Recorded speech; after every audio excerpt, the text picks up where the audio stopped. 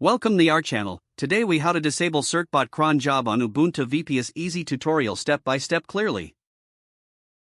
To disable the Certbot cron job on your Ubuntu VPS, begin by accessing your server. You can do this using SSH. Open your terminal and enter the command SSH username at your _server_IP.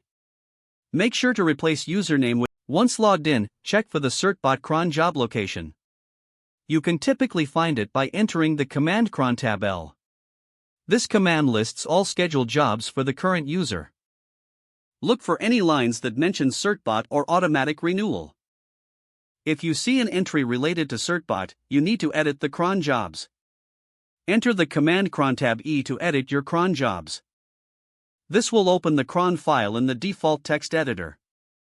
Identify the line or lines associated with Certbot. To disable them, simply comment out these lines by adding a #hashtag at the beginning.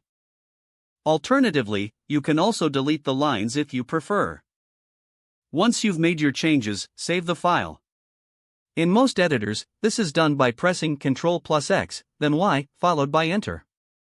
Now, you need to verify that the changes were successful. Re-enter the command cron tab L to list the cron jobs again.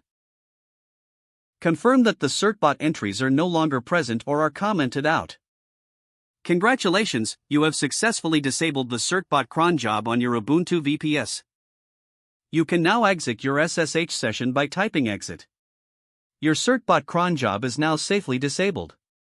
If the page does not load, refresh the browser or try again in a private or incognito window.